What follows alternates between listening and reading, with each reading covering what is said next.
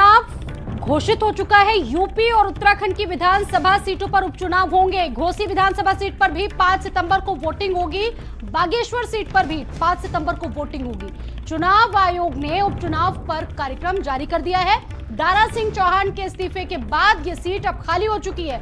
Bageshwar seat विधायक चंदन राम के निधन पर रिक्त हुई थी सीट। तो ये बड़ी खबर है। इस वक्त की सबसे बड़ी अपडेट यही है कि दारा सिंह चौहान के इस्तीफे के बाद अब एक बार फिर से इस सीट पर चुनाव होना है, उपचुनाव होना है, बाई इलेक्शन होना है और अब दोनों सीटों के लिए उपचुनाव की जो तिथि है मुकर्रर कर दी गई है। 8 सितंबर को इन दोनों सीटों पर उपचुनाव किए जाएंगे। यूपी और उत्तराखंड की विधानसभा सीटों पर उपचुनाव होंगे। घोसी विधानसभा सीट पर 5 सितंबर को वोटिंग होगी। 2 सीटों पर वोटिंग होनी है। इसके अलावा बागेश्वर सीट पर भी 5 सितंबर को वोटिंग होनी है। चुनाव आयोग ने उपचुनाव का जो कार्यक्रम है वो जारी कर दिया है। दारा सिंह चौहान जो पहले समाजवादी पार्टी में थे, जिन्होंने अपना पाला बदल लिया है, अब वो बीजेपी में आ चुके हैं और अब ये माना जा रहा है कि अब वो घोसी से लड़ सकते हैं। स्वाति पाठक मेरे साथ जुड़ चुकी है। स्वाति, आपके पास और क्या जानकारी है इस खबर को लेकर? देखिए, चुनाव आयोग ने 7 सीटों के लिए उपचुनाव की घोषणा की है। उत्तर प्रदेश की बात करते हैं तो उत्तर प्रदेश की घोसी विधानसभा सीट पर उपचुनाव की घोषणा हुई है। 5 सितंबर को उपचुनाव होगा और 8 सितंबर को काउंटिंग शुरू होगी। इसके साथ ही उत्तराखंड की बात करते हैं तो बागेश्वर सीट पर उपचुनाव होगा।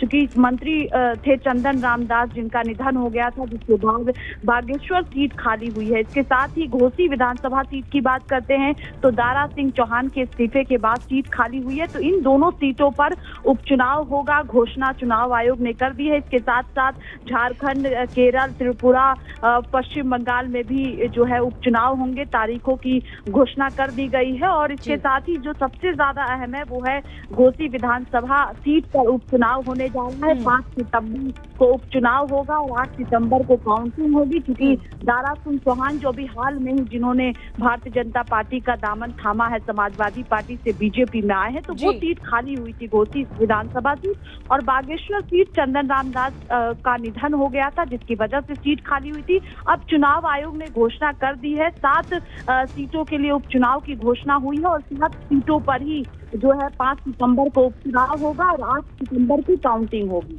जी बिल्कुल, बहुत शुक्रिया स्वाति जानकारी देने के लिए आपका। तो यूपी और उत्तराखंड की 2 सीटों पर बाई इलेक्शन की जो डेट है, जो तिथि है, वो घोषित कर दी गई है। एक जगह 5 को और दूसरी जगह 8 सितंबर को वोटिंग होनी, उपचुनाव होना है।